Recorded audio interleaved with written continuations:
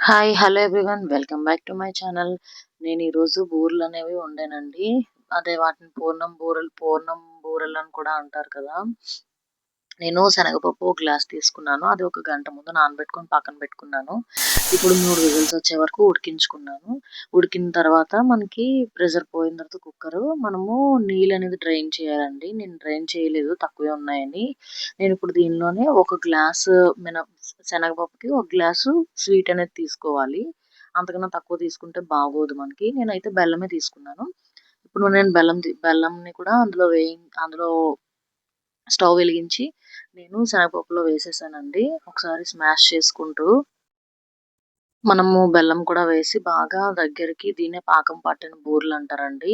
అందులో చిటికెడు సాల్ట్ కూడా వేసుకుంటే మనకి టేస్ట్ బావుంటది. ఇప్పుడు దగ్గరికి అయిపోయిన తర్వాత మనము ఒక ప్లేట్‌లోని తీసుకొని ఫ్యాన్ కింద పెట్టుకుంటే మనకి చల్లారిపోతది. మనకి చల్లారే కొద్దీ అది టైట్ అవుతదనమాట. లోపల పూర్ణం అనేది. నేనిప్పుడు ఏం చేస్తున్నానంటే తోపు కలుపుతాం గదా! దానికోసం నేను ఓన్లీ బియ్యపు పిండిని ఆల్రెడీ పిండిగా ఉన్నదాన్ని తీసుకుంటున్నాను. ఒక గ్లాస్ పిండి వేసుకున్నాను. ఒక బౌల్ తీసుకొని, ఒక గ్లాస్ పిండి వేసుకొని ఫస్ట్ అసలు మనకు ఉండలు కట్టకుండా కలుపుకోవాలి.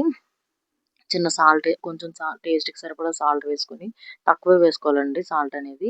ఇప్పుడు మనం ఆల్రెడీ ఉత్తి మినపప్పు మనం గ్రైండ్ చేసుకొని ఉంటుంది కదా! పక్కన పెట్టుకొని, అది ఆల్రెడీ నేను గ్రైండ్ చేసుకొని పక్కన పెట్టుకున్నానండి. ఆ ఉత్తి మినుమును కూడా నేను అందులో వేసేసుకున్నాను. దీంట్లోని షుగర్ అనేది ఒక 3, 4 టేబుల్ స్పూన్స్ ఎయ్యాలి. ఎక్కువేస్తే మనకి స్వీట్ ఎక్కువైపోతుంది. సో, దాన్ని బట్టి మనము స్వీట్ కొంచెం తగ్గించుకొని ఈ తోపులో వేసుకోవాలి.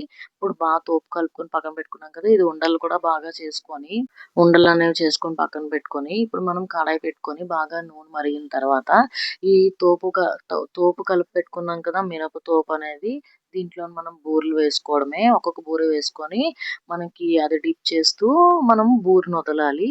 ఇది చాలా ఈజీ అండి. కష్టం అని అనుకుంటాం గానీ, పాకం బూరెలయితే మనకి అది పూర్ణం అనేది ఓపెన్ అయిపోదు. పాకం బూరెకైతే మాత్రం టేస్ట్ అయితే చాలా వచ్చాయండి. నాకెప్పుడు కొంచెం ఓపెన్ అయిపోయి అలా వచ్చేవి. ఈసారి మాత్రం నేను ఇలాగా వరిపిండిని మాత్రం నేను ముందే కలిపేసుకోవడం వల్ల నాకు ఉండలవి కట్టలేదు. ఒక్కసారి ఇలా చేసి చూడండి. ఫస్ట్ వరిపిండి బాగా కలుపుకున్న తర్వాతే ఆ మిన మిన మినప రుబ్బుని వేసుకొని మొత్తం కలుపుకొని ఇలా బూరెల కింద వేసుకుంటే వచ్చేస్తాయి. చాలా ఈజీగా టేస్ట్ అయితే సూపర్ ఉన్నాయండి. మీరు కూడా ట్రై చేయండి ఇంకైతే మాత్రం.